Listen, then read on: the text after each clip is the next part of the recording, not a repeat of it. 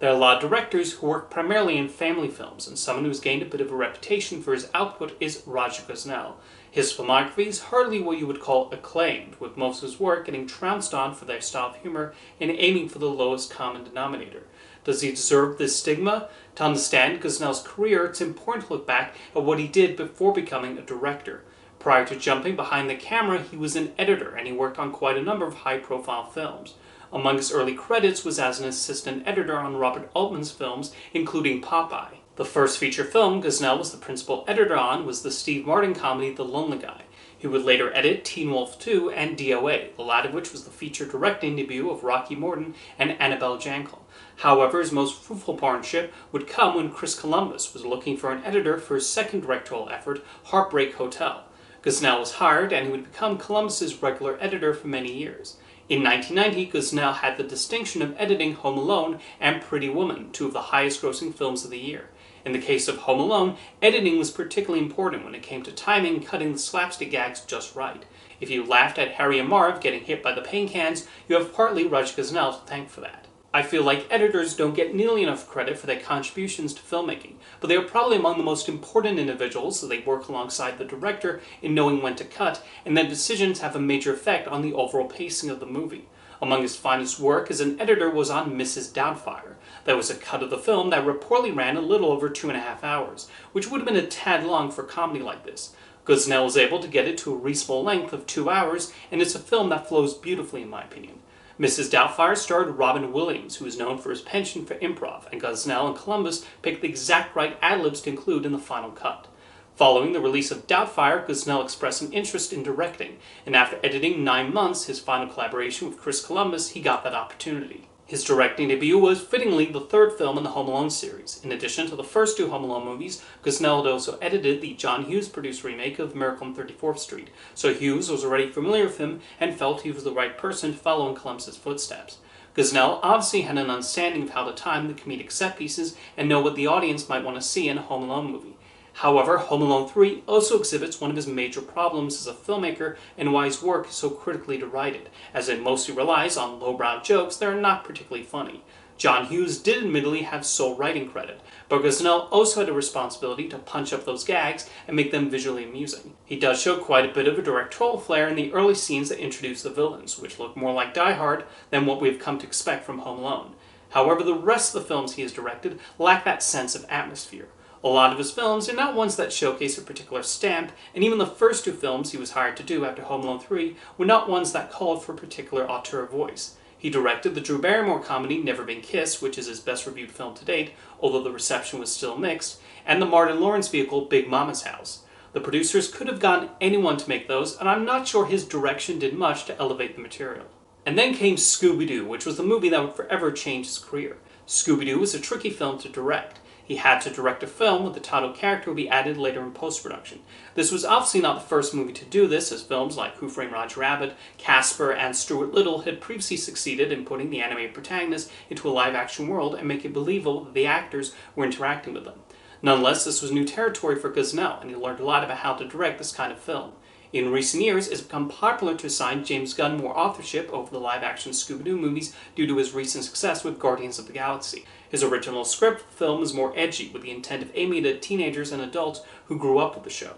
The original cut even got an R rating from the MPAA, even though the filmmakers were aiming for PG-13.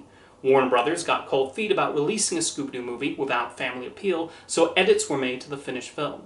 Gunn has said he remains proud of Scooby-Doo though, and what's particularly nice is he often points out and praises Raja Gosnell for his direction of the film rather than attempting to hog credit. Personally, I'm not particularly fond of either Scooby-Doo movie. However, I recognize they do have an audience that looks at them fondly, and the casting of Matthew Lillard as Shaggy and Linda Cardellini as Velma was spot on. I'm surprised Warner Brothers has not announced a new live-action Scooby-Doo movie with the same cast returning and with Gosnell and Gunn involved again. With the nostalgic following those movies have, I feel like a sequel would be a decent hit. Like I said, Scooby-Doo would alter the kinds of scripts sent Gosnell's way. If you wanted a family-aimed comedy with CG characters and talking animals, he was the one to get. And for a time, they were a hit with audiences. Beverly Hills Chihuahua even spent 2 weeks holding the #1 position at the box office. Now, if you were to ask me what I think Raja Gosnell's best movie is, my answer would be The Smurfs. Yes, really. Is it part of the somewhat tired live-action CG adaptation of a beloved IP that transports the characters from their magical world to New York City? Admittedly, yes, and you do have to sit through a few groan-worthy jokes and an entire sequence that advertises Guitar Hero. However, I did find the movie had a certain liveliness to it, and Gosnell had already developed the skill at this point with mixing animated characters into live-action environments. Something I admired about the Smurfs was it did attempt somewhat to dig into what it means to be a Smurf. There's an amusing, self-aware line where Neil Patrick Harris's character asks the Smurfs if they get the names after being born or after their personality traits are established. Meanwhile, Clumsy Smurf has an arc about dealing with the fact that he's named Clumsy and how that affects him. I also thought Hank Azaria had a fun turn as Gargamel. The Smurfs is hardly the most sophisticated family film, but it had a pep and an energy to it thanks to Gosnell's direction. This first movie made me legitimately look forward to the sequel, which looked like it would explore Smurfette and her dealing with the fact that she's not a natural-born Smurf. There was a bit of that in the Smurfs too, but not enough in my opinion, and the jokes were not nearly as good this time around. Raja Gosnell was an in-demand director for a while, with studios happy to hire him, as his movies were consistently profitable. And then came Show Dogs. Show Dogs was destroyed by critics, which was expected of his filmography at this point. It only had a reported $5 million budget, so even though it did not exactly break any records, it still turned a small profit. What really hurt Show Dogs was when it was quickly re-edited a week into its run, with a new cut immediately sent to theaters. Now, I was lucky enough to see the original version of the film, and was taken aback by a plot point where Will Arnett's character has to touch a police dog's nether regions. Even though this is an actual thing they do at dog shows, I thought it was puzzling to include this in a family film.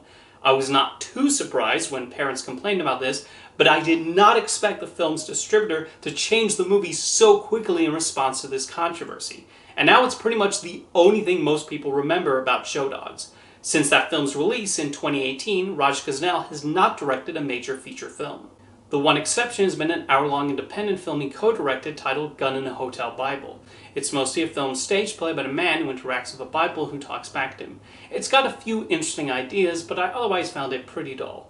The film is primarily a vehicle for his son, who also co-wrote it, and it's nice that he asked his father to help direct it.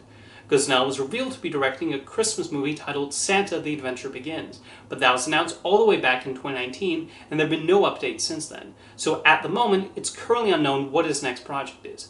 If you are interested in learning about Raja Gosnell's career, I do highly recommend an interview he gave for the Indie Film Hustle podcast YouTube channel. It's a little over an hour, and he runs through his entire filmography, from his time as an editor to directing these big Hollywood movies. He comes across as very intelligent and with a genuine understanding of filmmaking. He also has no pretensions about the kinds of movies he's hired to direct, acknowledging that he's never been sent the next Oscar-winning screenplay. Going back to the title of this video, do I think Raja Gosnell deserves the terrible reputation he has among critics and cinephiles? I don't think so. Admittedly, I'm not a huge fan of most of the movies he has directed. In fact, the only one I'll give a somewhat passable grade to is The Smurfs, although I will grant Never Been Kissed is okay. I just don't find his films to be particularly funny, and the way the stories play out tend to be routine. However, he does understand how to use special effects, including how to have computer-generated characters interact with the live-action actors. He often tries to make his movies as entertaining as possible to the audience, with the plot usually moving at a decent pace, something that harkens back to his time as an editor. He also knows how to work with actors, guiding them in the right direction, or giving them the freedom to embody their characters. Maybe one day he'll get a script or a project that will result in easily his best film yet. Regardless of my own personal opinion, I do find his filmography a fascinating one, and while the movies he has directed are many things, I would not call them forgettable. Now let me know in the comments what you think of Raja Gosnell's work, and I'll see you next time.